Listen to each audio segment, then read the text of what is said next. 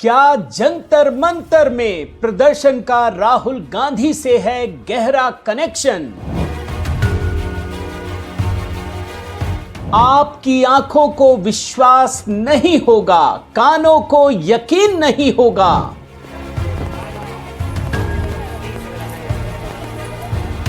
क्या जंतर मंतर पर विदेशी ताकतों ने कर लिया है कब्जा? I'm from America, California. हम लोग नेपाल से हैं सारे बंदे और हम जंतर मंतर आना चाहते हैं। आखिर क्यों दुबई, बांग्लादेश और कतर से भेजे जा रहे हैं पिज्जा, बर्गर? अभी दुबई से कल 2000 पार्सल एक ही बंदा भेजा 8 बार। ये बांग्लादेश से है। बांग्लादेश से भेजा है। ये तो कहीं कतर से किसी ने बोला है कि वहाँ पे ले जाके दे दो।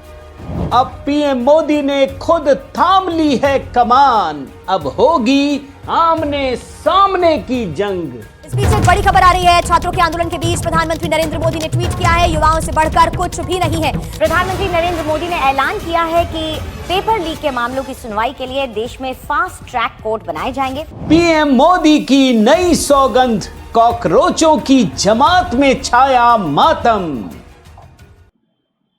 साथियों नमस्कार, मैं हरिश्चंद्र बर्णवाल इस वीडियो में आप सभी का स्वागत करता हूं। दोस्तों, बहुत दिनों से ये सारे के सारे विपक्षी और ये सारे कॉकरोच ये मांग कर रहे थे कि प्रधानमंत्री मोदी जी चुप क्यों है लगातार, जबकि ऐसा नहीं है कि सरकार चुप है। लगातार इस पर बयान भी दे रहे हैं, कार्रवाई भी हो रही है और सही दिशा में चीजें आगे बढ़ भी रही हैं। लेकिन जैसे कहते हैं ना, किसी को कोई अगर कीड़ा काट ले तो उसको कौन बचाए? लगातार मोदी जी कुछ बोलो, मोदी जी नहीं बोलते, ये वो। मोदी जी ने बोला है दोस्तों, और मोदी जी ने सिर्फ बोला नहीं है, मोदी जी ने सौगंध खाई है। और अगर प्रधानमंत्री मोदी दोस्तों सौगंध खाते हैं तो इसका मतलब आप समझते हैं ना, फिर तो क्या हो सकता है, आज उसी को बताने जा रहा हूं। प्रधानमंत्री मोदी ने जैसे ही सौगंध खाई दोस्तों, दनादन कार्रवाई शुरू हो चुकी है, हर मोर्चे पर शुरू हो चुकी है। यह बात आप समझ लीजिए।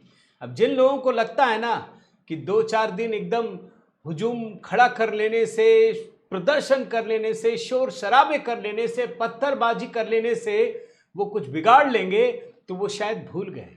अरे कश्मीर के लोगों को ठीक करने में तो कुछ महीने लगे, तो आप दिल्ली में आकर के हुड़दंग मचाएंगे, आतंक फैला देंगे, ये संभव नहीं है।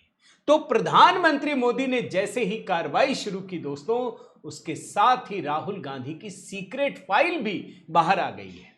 अब ये किसने किया है ये भी मैं आपको दिखाऊंगा आज के वीडियो में दोस्तों। विदेशी साजिश की एक ऐसी कहानी आपको दिखाने जा रहा हूं जिसे सुनकर शायद आपको यकीन नहीं होगा, लेकिन वो सच है। तो आज के वीडियो में बहुत सारी कहानियां दोस्तों, एक 2 विंडो भी दिखाऊंगा। मेरा निवेदन है कि आप जरूर कमेंट कीजिए, बताइए कि आपकी क्या राय है, लाइक कीजिए, शेयर कीजिए। आइए शुरू करते हैं दोस्तों। सबसे पहले 2 विंडो से ही शुरुआत करता हूं। देखिए ध्यान से इस 2 विंडो को। इसमें क्या लिखा है दोस्तों, राहुल गांधी और ये जो आंदोलन है उसका क्या कनेक्शन है, पहले मैं उसी से शुरुआत कर रहा हूं।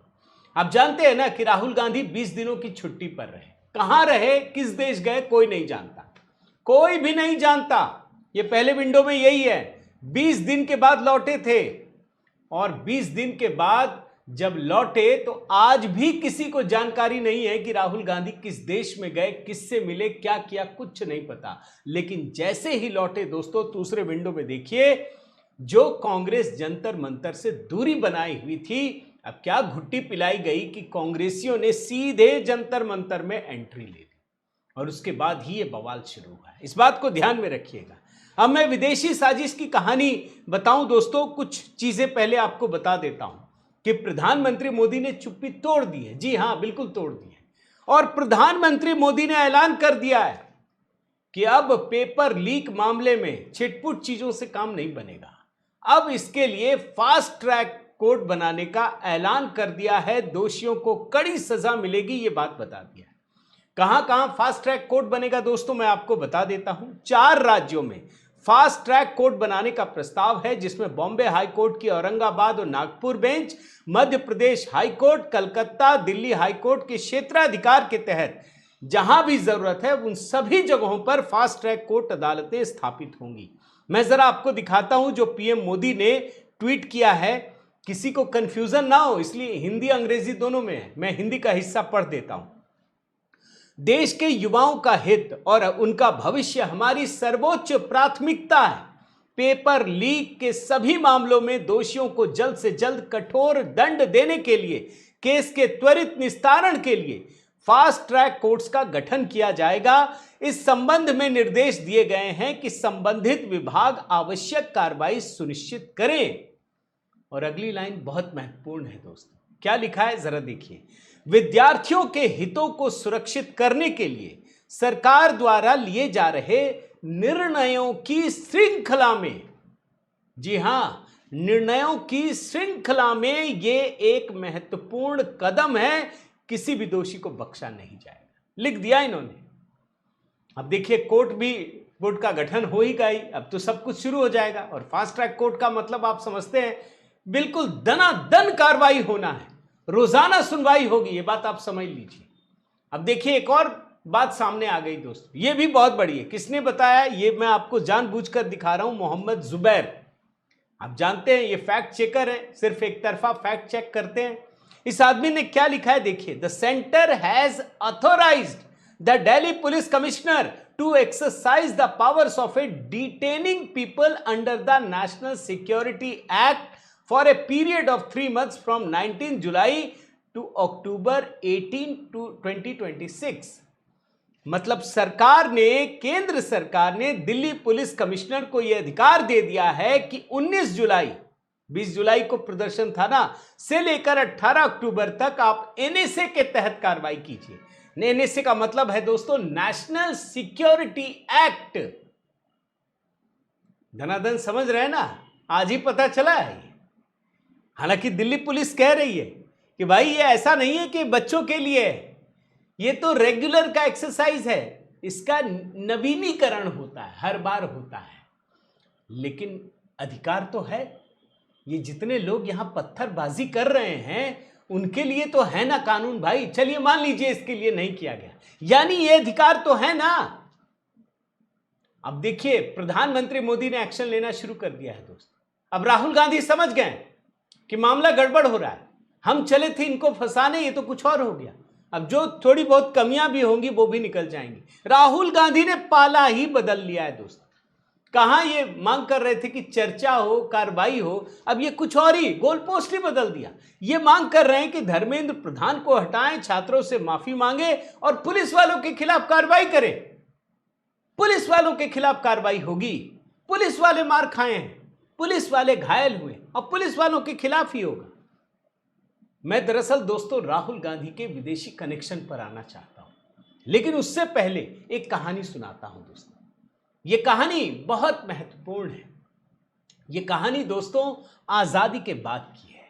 यह कहानी कहां से आई है जरा मैं आपको बताता हूं। इसको जान लेंगे तो यह जंतर मंतर का प्रोटेस्ट भी आपको समझ में आ जाएगा।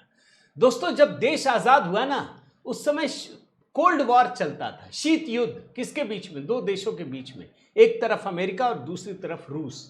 ये दोनों देश चाहते थे कि जो नए देश हैं वो हमारे कब्जे में आ जाए, हमारे पाले में आ जाए। इसके लिए क्या करते थे कि देश के भीतर घुस करके माहौल बनाने का काम करते थे।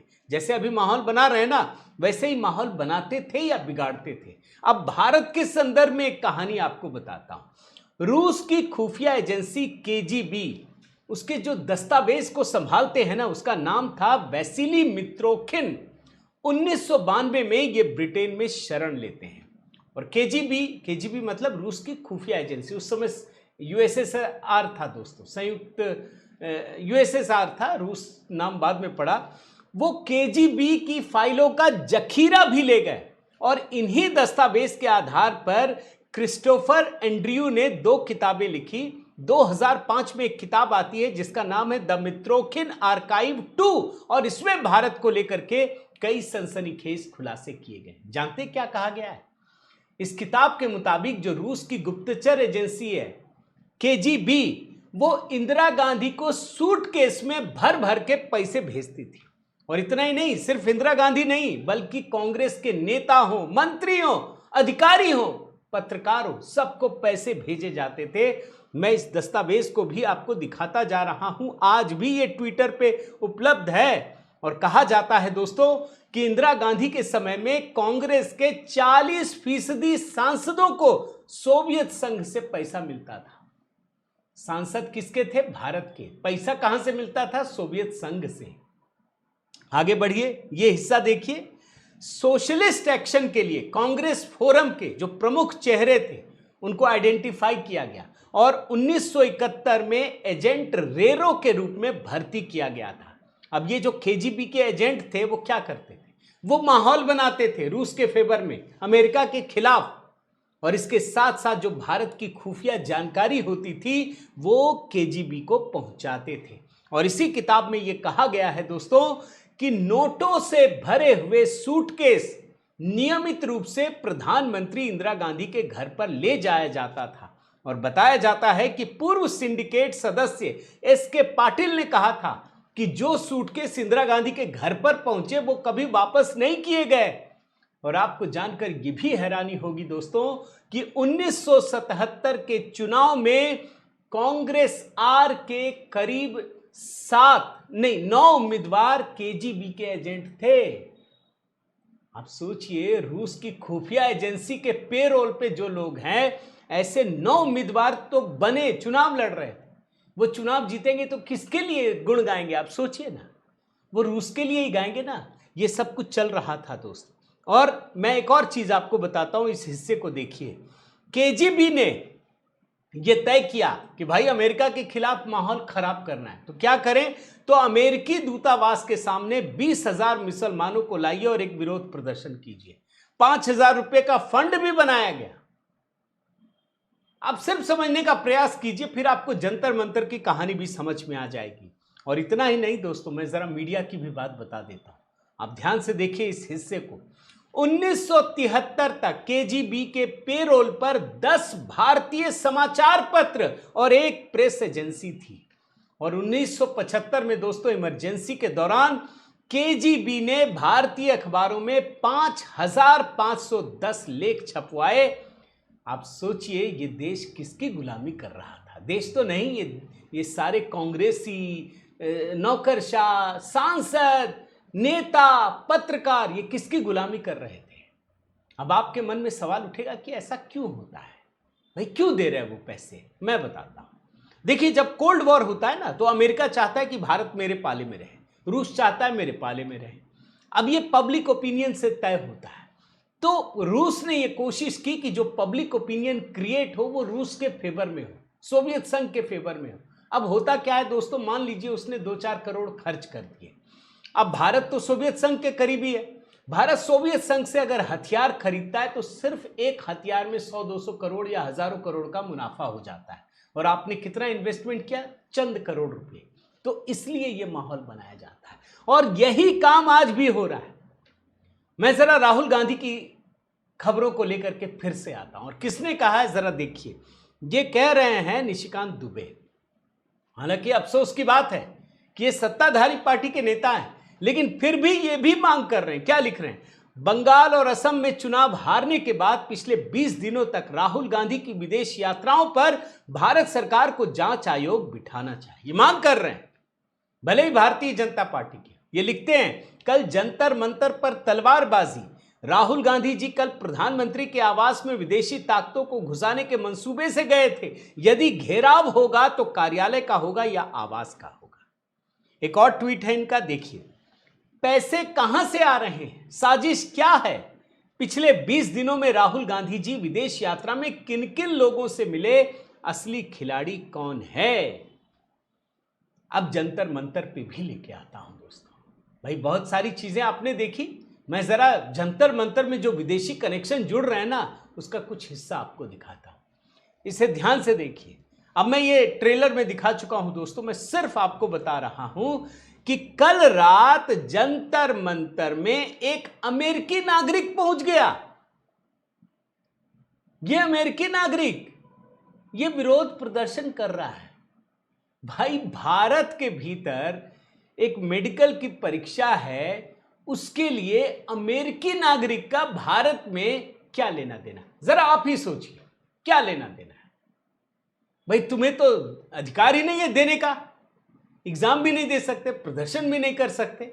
सिर्फ आप देखते चले जाइए कि कौन कौन से विदेशी ताकत लगे हुए हैं। एक और अगला देखिए हिस्सा, ये देखिए कॉकरोचों के प्रदर्शन में आतंकी पन्नू की एंट्री। ये गुरपतवंत सिंह पन्नू, ये खालिस्तानी आतंकी है, इसने भी एंट्री कर दी। और एंट्री नहीं की, इसने वीडियो बाकायदा जारी करके ये कहा है कि उससे सीजेपी के नेताओं के साथ जूम मीटिंग की है, आंदोलन को लेकर चर्चा हुई। और पन्नू इस वीडियो में कहता है दोस्तों कि आज जूम मीटिंग में सीजेपी और मैंने जो ऐलान किया है उसे याद रखो। दिल्ली को और मोदी को गिराना है, मोदी की हुकूमत का तख्ता पलट किया जाएगा। ये पक्का हल नहीं है, इसका पक्का हल भारत का विघटन करना है, भारत को तोड़ना है। कहां गया वो नीट? कहां गए विद्यार्थी? कहां गई परीक्षा? कहां गए कॉकरोच? अरे ये तो भारत को का विघटन करना है भाई। मोदी का तख्ता पलट ही उद्देश्य नहीं है, भारत को खत्म कर देना है, कई भागों में विभक्त कर देना है, यही इसका उद्देश्य है। आगे बढ़िए, ये देखिए, ये हिस्सा देखिए, मैंने ट्रेलर में थोड़ा सा हिस्सा आपको दिखाया है। जानते एक सज्जन पूछ रहा है कि भाई ये बड़ा अच्छा स्विगी का ऑर्डर आया, कहां से आया है? वो देखता है, बोलता है ये तो बांग्लादेश से आया है। ये जो जंतर मंतर पर खाना पहुंचा दोस्तों, उसका पैसा चुकाया है बांग्लादेश ने।